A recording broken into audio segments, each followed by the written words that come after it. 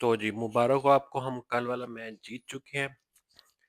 लेकिन जिस तरह मर-मर के जीते हैं ना, वो लास्ट ओवर की आखिरी बॉल के ऊपर जाके हम मैच जीते हैं, जो कि एक मेरे ख़्याल में टारगेट 46 मैक्सिमम 46 से 47 ओवर्स वाला टारगेट था।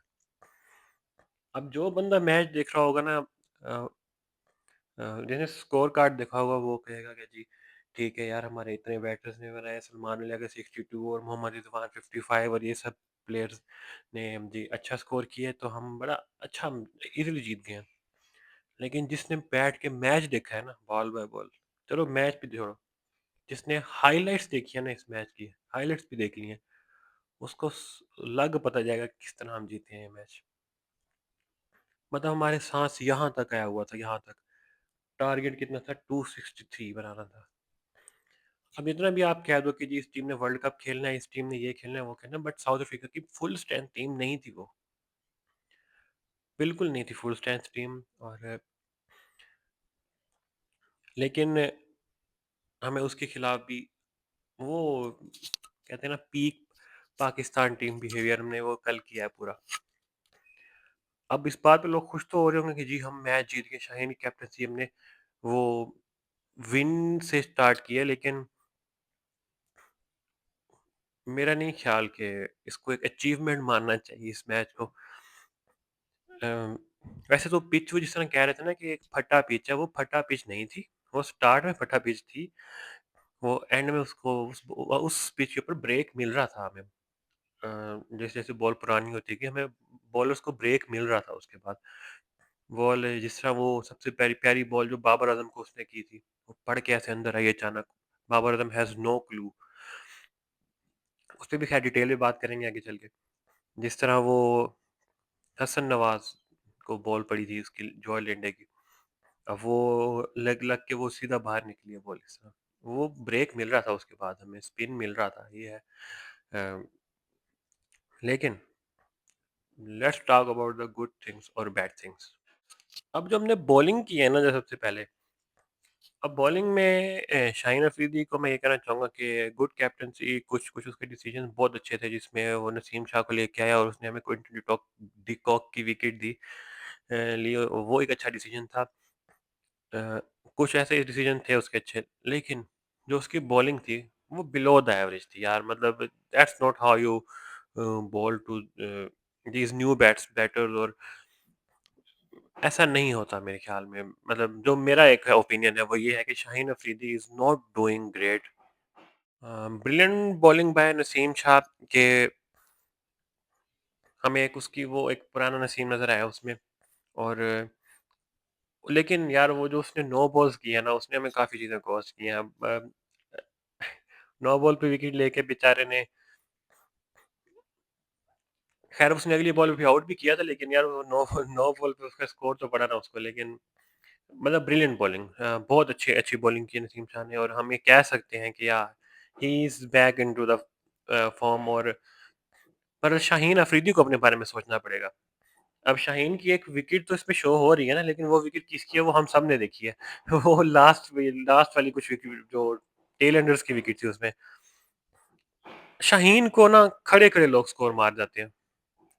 अब एक अच्छा वो हमारा प्रीमियम फास्ट बॉलर है, अब उसको भी स्कोर इतना पड़ जाता है तो क्या ही करें। मैं शाहीन का हेटर नहीं हूँ, मैं शाहीन का सपोर्टर हूँ। लेकिन Shaheen needs to lift up his game, जो बात है। मैं बड़ा एक्साइटेड था कि इब्रार अहमद अपने फॉर्म में वापस आएगा। जिस तरह वो मिस्ट्री बॉलर है, तो कल उसने भी काफ़ी अच्छी बॉलिंग की है। एक हैट्रिक उसका मिस हो गया, लेकिन बहुत अच्छी बॉलिंग की उसने कल। और कल उसने एक चीज़ शो की है कि यार उसका थोड़ा-सा दिन खराब चल रहे थे 1-2, लेकिन he is a good spinner और गुड बॉलर वी हैव। अब स्टार्ट में वो जिस तरह चल रहे थे ना, मुझे लग रहा था, मैंने कहा आज 300 तो क्रॉस। अब अगर ये 300 हो जाता ना, तो हमारा मैच निकल चुका था। ये भी उनको थोड़ा-सा प्रेशर भी था, तो हम 264 पे पहुँच गए। 8 विकेट्स ही उड़ गई हमारी। लेकिन अगर 300 होता ना, तो उनके पास भी कॉन्फिडेंस होता और फिर लग गए थे हमारे 240 पे, हम ऑल आउट हो चुके होते। अब बैटिंग पे आते हैं पाकिस्तान की, तो साइम अयूब ने और फ़खर ज़मान ने हमें एक अच्छा स्टार्ट फाउंडेशन बना के दी और 87 रन्स की उन्होंने पार्टनरशिप की थी, जो कि एक अच्छा एक फाउंडेशन हमें उसने प्रोवाइड किया था जाके फिर अब बाबर आज़म की अगर मैं बात करता हूँ, तो बाबर आज़म के स्पिन के अगेंस्ट मसाइल थोड़े बहुत हैं। लेकिन वो जो बॉल थी ना लेकिन वो जो बॉल थी, जो उसने की थी, आपको बॉलर को भी तारीफ़ करनी पड़ेगी कि उसने कितनी कोई प्यारी बॉल की। अगर इसने वो विकेट देखी है तो वो जिसको थोड़ा-सा भी अगर नॉलेज है क्रिकेट का तो उसको समझ आएगी कि वो कैसी एक कमाल बॉल थी। मतलब वो ऐसे पड़ के अचानक ही अंदर स्किड करके आई है और batsman has no clue, Babar Azam has no clue कि ये बॉल इधर आ रही है और इवन कि उसने उस बात पे रिव्यू भी नहीं लिया कि उसको क्योंकि उसको पता था कि वो बॉल कितनी कितनी हैवी तरह की बॉल आई थी वो। उसे पड़ के उसको अंदर आई है बॉल वो और रिज़वान भी इधर से खड़े होके देख रहा था। अब रिज़वान की जो बात करते हैं ना, रिज़वान एक बहुत रिलायबल ऑप्शन है यार हमारे पास। वो मुश्किल सिचुएशन में खड़ा हो जाता है। अब कल रिज़वान और आगा की जो पार्टनरशिप थी, मैच हमें उसी ने जिताया सर। अब अगर वो दोनों सोचो अगर ना बनाते, हमारे पास तो पीछे बैटिंग कोई नहीं थी। अब ये हसन नवाज़ को देख लो आप। अजीब यार मतलब एक तो ना हमारे ना वहाँ वो लोग ना बस फैन हो जाते 2-3 इनिंग्स देख के ना। अब हसन नवाज़ को मैं समझता था कि ये एक अच्छा हमारे यहाँ पास हार्ड हिटिंग बैट्समैन है और ये आगे जाके चल के अच्छी हमारे लिए वो प्रोवाइड करेगा। हमारी टीम को इसकी ज़रूरत है क्योंकि हमारी टीम में हार्ड हिटिंग बैट्समैन नहीं है। लेकिन मेरी मेरी जान हर बॉल पे टुल्ला नहीं मारा जाता, हर बॉल पे निकल के नहीं मारना होता। इस पे आपकी गेम अवेयरनेस समझ आई हमें। क्या you have zero game awareness. जहाँ आपने अब आपको पता चल रहा है कि वो बॉल इतनी-इतनी ब्रेक हो रही है, इतनी-इतनी ज़्यादा वो बाहर निकल रही है बॉल। आप उधर निकल के कैसे मार सकते हो उसको? क्यों? मतलब आप निकल के छक्का मारने की ज़रूरत ही नहीं थी उस टाइम पे। ये तो एंड पे नवाज़ ने छक्का मार दिया, हम मैच जीत गए। नहीं तो मुझे लगता है आखिरी पे हम 4 भी बड़ी मुश्किल से बना था। शाहीन अफरीदी ने वो जो हमें करके दिया है। मतलब क्या ही कहूँ मैं अब इस बात पे। बिल्कुल नहीं बनता था वो हसन नवाज़ ने जो किया मतलब 1-2 मतलब हम उसको अब हसन नवाज़ भी टुल्ली की लिस्ट में आ रहा है, वो जो टुल्ला कहते हैं ना जिसको हम। He is not a proper batsman. Babar Azam पे अब मैं क्या ही बात करूँ, बाबर आज़म पे मैं बात करना चाहता हूँ लेकिन थोड़ा-सा अफ़सोस हुआ क्योंकि एक वो क्या कहते हैं उसको, एक अच्छी कंडीशंस जिस पे वो स्कोर कर सकता था लेकिन चलो कोई बात नहीं, ख़ैर है कोई बात नहीं। लेकिन कम से कम उससे ज़्यादा बॉस तो ज़ाया नहीं की ना, बट वो जो बॉल थी वो वाक़ई बहुत अच्छी थी। अब बैठ के ना अब हमारे कैप्टन साहब इन सबको ना बैठ के पता नहीं ये बाद में एनालिसिस करते भी हैं या नहीं करते होंगे ऑब्वियसली। क्योंकि ये अगर करते हों तो गलतियाँ वो सेम रिपीट ना हो। इनकी हमेशा गलतियाँ रिपीट होती हैं, हमेशा रिपीट होती हैं। अब जो जिस तरह से ये सब आउट हुए हैं प्लेयर्स, इनमें सबसे जो गलत तरीके से आउट हुआ है ना, वो हुआ है हसन नवाज़। मैं दोबारा उस पे बात करूँगा। यार मतलब आप कैसे ही ये कह सकते हो? ऊपर से वो बाबर आज़म की जो विकेट गई है, उसके बाद जो क्राउड ने जाना शुरू किया, उस पे काफ़ी लोग नाराज़ हुए अपने। मैं तो भाई क्या है, अगर उसको अल्लाह ताला ने इज़्ज़त दे दिया, तो फिर आप क्यों इसमें परेशान हो रहे हो? खैर है, होता है, कोई बात नहीं। सचिन का भी हो रहा था, अफरीदी के टाइम पे भी था इस तरह। तो अब उस टाइम तो कोई नहीं बोला, उस टाइम सब सेलिब्रेट कर सकते थे कि आप कहते हैं जी ये डिसरिस्पेक्ट डिसरिस्पेक्ट नहीं है। यार एक्चुअली ना हम लोगों के पास ना टाइम बहुत ज़्यादा है। हमारी कौम के पास ना टाइम बहुत ज़्यादा है। अब हमने ना इसको ज़िंदगी मौत का मसला बनाया होता है क्रिकेट को। अब देखो यार ये पर्सनल चॉइस है। अब हर बंदे ने अपना काम छोड़ के आया हुआ है बंदा और वो सिर्फ़ बाबर आज़म की बैटिंग देखना चाहता था। तो बाबर आज़म चला गया तो उसका काम तो खत्म हो गया ना, तो वो निकल गया बस। आपने क्यों नहीं बनाया अपने बाकी प्लेयर इतने बड़े स्टार्स के लोग उनको देखना पसंद करें। लोग उनको देखना पसंद नहीं करते सर। अब लोग जिसको पसंद करते हैं वो उसको देखने आएँगे ना सर। तो उन्होंने उसको देख लिया। अब अगर इस जगह पे मैं होता तो जिन जो 3-4 प्लेयर मुझे पसंद होते अगर वो नहीं खेल चुके थे, वो चले गए हैं तो अब मेरा तो मकसद अब इतना टाइम किसी के पास नहीं है ना कि वो 9-9 घंटे बैठ के सर पूरा मैच देखे।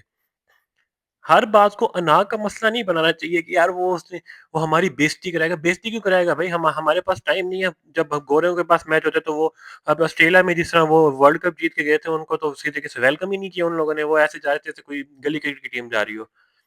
कमिंस अपने हाथ में वो ट्रॉफी लेके जा रहा है। तो फिर इसमें क्या है? इस चीज़ को आप ऐसे ही खाम-खा मतलब बनाना होता है कि आप लोगों को कि यार नहीं जी, ये गलत हो गई, हमारा इज़्ज़त में मसला आ गया। भाई नहीं है इज़्ज़त में मसला, रिलैक्स। इतना बड़ा मसला नहीं है। अगर वो बल्कि ये उन प्लेयर्स के लिए मोटिवेशन होनी चाहिए कि हमने इतना बड़ा ब्रांड बनना है कि हमने इसको रिप्लेस करना है। जब अफरीदी गया था, तो मैं भी ये सोचता था, मैं कहता था कि यार अब क्रिकेट देखने का मकसद ही फ़ौत हो गया, क्योंकि I was the biggest fan of Shahid Khan Afridi. फिर बाबर आज़म आया, फिर वो क्रेज़ दोबारा शुरू हो गया। बाबर आज़म ने अपनी जगह बनाई है ना। सर इतने रन्स अब जो बनने हैं वो उसने खुद बनाए हैं ना। अ, ऐसे तो कोई नहीं उसका इतना फैन बन गया ना। तो बाकी प्लेयर्स भी उतना काम करें ना, क्यों नहीं कर रहे? खैर अब ये तो खैर टॉपिक चलता रहेगा हर बारी। अब उसपे एक नई खबर आई है कि जी हारिस रऊफ को आईसीसी, जो कि बीसीसीआई का एक डिपार्टमेंट है, मैं तो ऐसे कहूँगा बीसीसीआई का एक डिपार्टमेंट है आईसीसी। उसने जी हारिस रऊफ को कुछ वो जो मैच हुआ था एशिया कप का, उसमें जो उसने वो 6-0 का निशाना किया था, वो उसकी बेस पे उसको निकाल दिया। बस 2 मैच के लिए उसको सस्पेंड कर दिया। सिर्फ़ 2 मैच ही। मतलब कि वो एक अच्छा प्लेयर है यार, वो हारिस रऊफ एक अपने डेथ ओवर का स्पेशलिस्ट है, लेकिन वो अभी आउट ऑफ फॉर्म चल रहा है, तो हमारे लोग तो वैसे ही पूछते हैं कि उसको निकालो इस टीम से। उसको निकालना तो नहीं बनता खैर, लेकिन वो एट लीस्ट वैसे भी नहीं, उसने वैसे भी 2 मैचेज़ नहीं खेलने थे। तो ठीक है, ऐसे जैसे आप कहें। लेकिन उस सेम मैच में जो है वो बुमराह ने भी तो यूँ वाला इशारे किए हैं ना। खैर उसने तो अपनी बेइज़्ज़ती की है, वो तो वो तो उसने अपनी ही बेइज़्ज़ती कर दी ना, वो तो उनको ही अमोक करने गए, तो उसने वही इशारा कर दिया। तो उसको भी बैन करना चाहिए था। सूर्य कुमार यादव ने डायरेक्टली ये बातें की हैं, प्रेस कॉन्फ्रेंस में बैठ के, लेकिन वो तो हमारे हैं ना सर, वो तो बीसीसीआई के हैं। वो अब जो नीचे वाले बंदे हैं, वो ऊपर वालों की बात थोड़ी कर सकते हैं, जो उनको रोज़ी दे रहे हैं, जो उन पे इन्फ्लुएंस होता है, तो उनके ऊपर तो बात नहीं करेंगे ना सर, अब हमारे से तो ना करो ना अब इनके साथ। अ, लेकिन आईसीसी खुल के सामने आ रहा है कि वो किस तरह वो बीसीसीआई उसको कंट्रोल करता है। तो चलो कोई बात नहीं, 2 मैचेज़ ही हैं, वापस आ जाएगा उसके बाद, लेकिन नेक्स्ट टाइम के लिए प्लेयर्स को भी बता देना चाहिए कि please try to avoid this type of tactics, क्योंकि गेम गेम है, वो रियल वार नहीं है। अब वो गेम अलग होती है, वॉर अलग होती है ना, आपको ये समझना पड़ेगा। तो हाँ, दैट्स इट। अब अगला मैच होगा कल, तो मुझे नहीं समझ आ रही है कि आपको ये वाली वीडियोज़ पसंद आ रही हैं, तो आप मुझे बता सकते हैं। अगर आपको वो एक मतलब या इस रैंडमली कोई अच्छी और बुरी चीज़ें जो मैं वो बताना आपको सही लग रहा है तो ठीक है, नहीं तो अगर आप कहेंगे तो मैं शुरू से पूरा मैच का प्रीव्यू भी दे दिया करूँगा, अगर आप कहते हैं तो मुझे कमेंट में बता सकते हैं आप, या मेरे इंस्टाग्राम पे भी आप मुझे आके मशवरा दे सकते हैं। सो या that was my opinion. Hope आपको पसंद आया होगा। नहीं तो अगर आप मुझसे डिसएग्री भी कर सकते हैं, अगर कोई ऐसी बात है जो मैं मिस कर गया हूँ, तो आप मुझे बता सकते हैं, क्योंकि we are not here to fight, we are here to just criticise and try to improve our game.